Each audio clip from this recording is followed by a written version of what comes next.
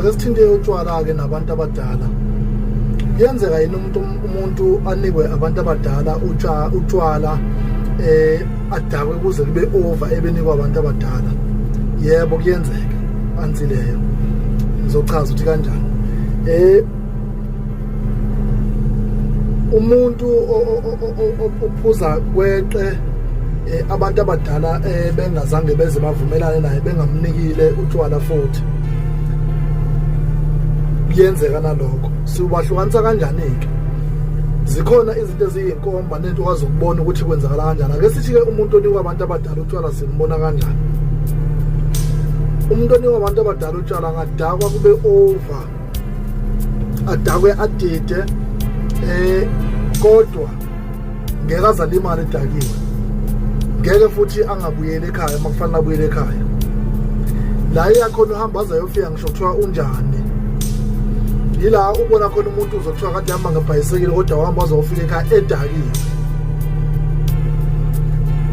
Abantu bakhe njengabantu akuyibona abamprovider ngotshwala bayakwazi ukumvikela. Yinini-ke la khona abantu abadala bekwazi ukunika khona umuntu utshwala adakwe kube over, yila khona besuke bemvikela khona. Ake sithi kunomuntu ekhaya oqotha umndeni ngobuthakathi, othakatha umndeni, uma beqonde ukumvikela omunye bayakwazi ukumenza abe umphuphe kubantu aba-right, kuze nina nibheke laba abantu, lo muntu oqotha umndeni aqothe laba abantu, lo avikeleke asale kuze akhe isizukulwane salowo mndeni. Yingakho uthothe emakhaya kunomuntu odakwa one, kungalimala abantu, kufa abantu ngala nangala, kodwa manigodi wafika ekhona nje ukhona akabi nalutho.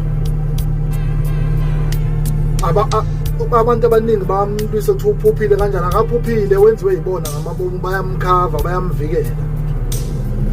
Yingakho ngiye ngithi mina, uma ninomuntu odakwa over, musani ukumlwisa ningasazi isizathu, ningabonanga ukuthi inkinga yini, nalokho anibheke izimpawu, ngoba kunokwenzeka ukuthi nina nizidala inkinga nina eningahlangene nazo. Ninokumlwisa over umuntu kani nizonyakazisa abantu abangafanele. Umuntu-ke otholakala edakwa over kanti vele abantu abadala bamnikile utshwala, ubonakala ngokuthi njalo uma edakiwe uzolimala yena noma uzokwenza izinkinga. Ake ngithi-ke uma kuwumuntu odakwayo nje uthola ukuthi abantu abadala nabo balifunde lo tshwala kuyena, uzobonakala ngani? Uzobona lokho sekulungisiwe ekhaya.